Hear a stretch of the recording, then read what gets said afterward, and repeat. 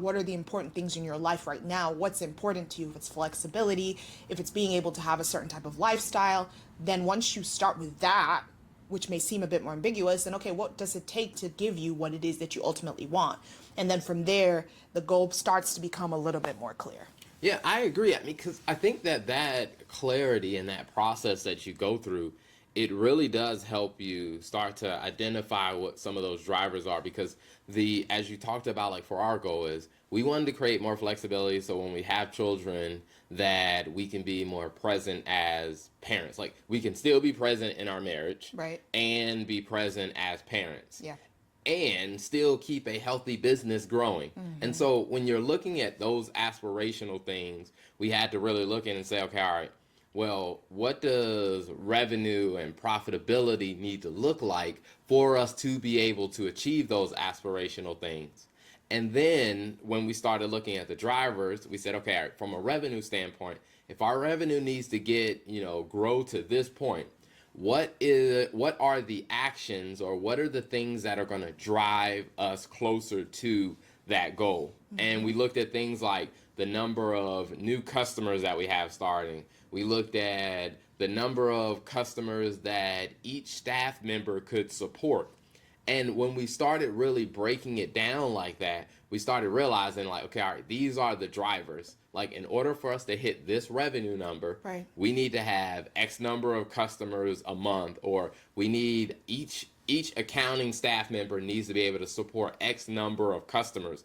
And I think that's where you can start to do a sanity check to say, Yeah. all right, is that even doable? Like, Yep, exactly. And I think for me, it was a light bulb. Like when we went through the study, the case study for each of our teams, and we said, like, each of the functions or the roles within the team, and said, okay, the bookkeepers would need to have X amount. We would need to do X amount of customers to be able to hit that revenue goal. And so then the bookkeepers would need to do this, the senior accountant, this is what the capacity would be. I think it was called, yeah, the capacity study. When we did the capacity study, I was like, oh my gosh, like light bulb went off, because then it becomes more like practical and you're like, oh, okay, like I see how this can happen. And I think it's a complete, personally for me, a complete game changer, because then you can even determine, are you overstuffed, understaffed? Do you need more people to achieve what it is that you need to do, versus just throwing bodies at stuff? absolutely. Because, Yeah. I mean, when we looked at it, to speak specifically to our numbers. So at one point, we set a goal and said, all right, for the bookkeeping business, we wanted to grow that to $650,000 a year. Mm-hmm.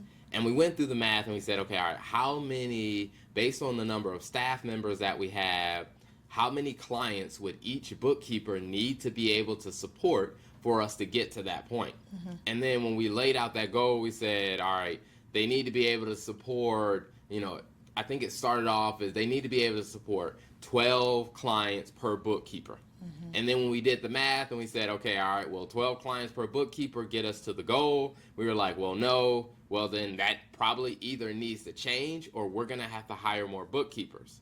And then that's what we did the capacity study. We, met with, the bookkeepers and talked through, okay, the clients that they were currently working on, how much time did it take you?